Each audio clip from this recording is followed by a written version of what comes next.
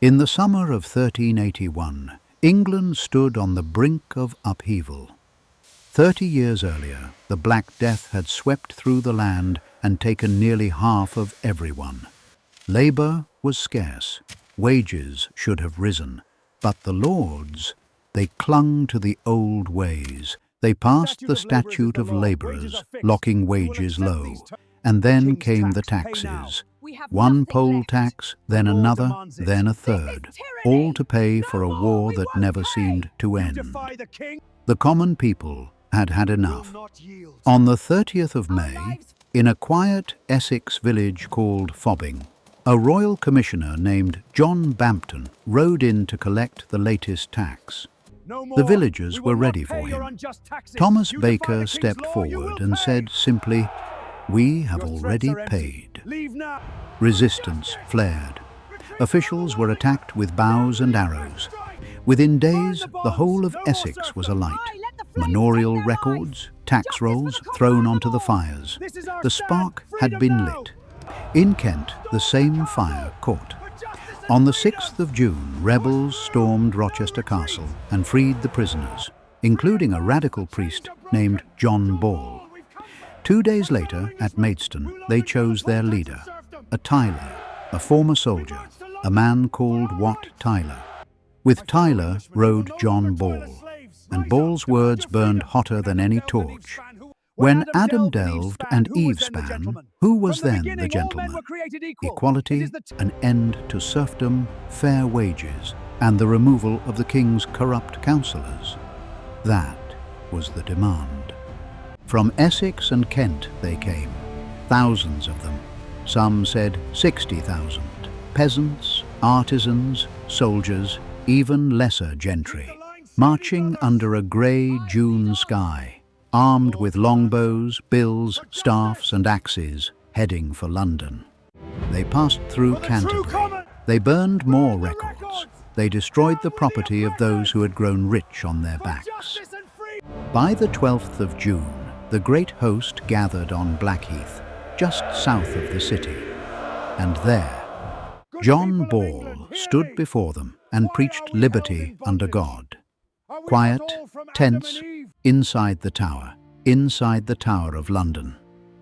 14-year-old King Richard II waited with his mother, and with the two men the rebels hated most, Archbishop Simon Sudbury and Treasurer Robert Hales. On the 13th, the young king tried to meet them by barge at Rotherhithe. The crowd was too hostile. He turned back. Then, someone opened the gates of London Bridge. Rising intensity. The rebels poured into the city. Londoners joined them, and they went straight for the most hated house in England, the Savoy Palace, home of John of Gaunt, the king's powerful uncle. They burned it to the ground. They did not loot. They threw the jewels, the silver, the gold into the Thames. No man would profit from the hated duke's treasure. The temple, the lawyer's stronghold, was sacked. Law books burned. Flemish merchants were hunted, prisons thrown open. Heads began to appear on spikes. Anyone wearing John of Gaunt's livery, anyone linked to the government, risked their life. On the 14th of June, the boy king rode out to Mile End. He met the Essex rebels. He listened, and he granted them charters, abolishing serfdom, ending forced labour. Many accepted. They took the charters and began the long walk home, believing they had won. But while the king was at Mile End, Wat Tyler and the Kentish men forced their way into the tower itself. They seized Simon Sudbury and Robert Hales. They dragged them out to Tower Hill, and there they beheaded them. Sudbury took several blows of the axe before he died. Their heads joined the others on London Bridge. When Richard returned, the tower had fallen, and his chief advisors were dead. The next day, the 15th of June, they met again at Smithfield.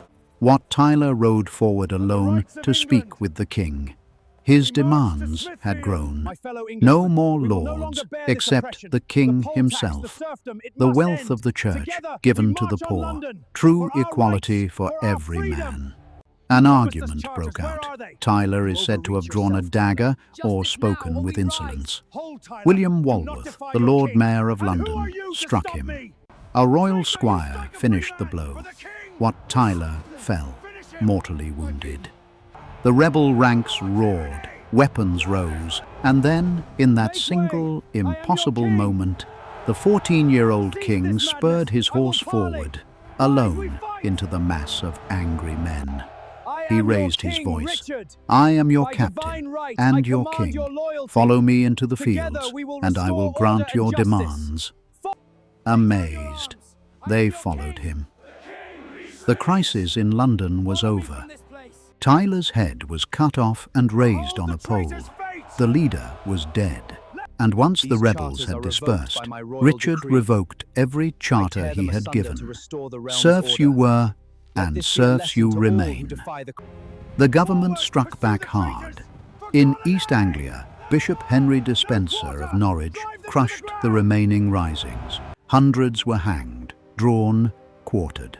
John Ball was captured in July, tried for treason, and executed, hanged, drawn, and quartered.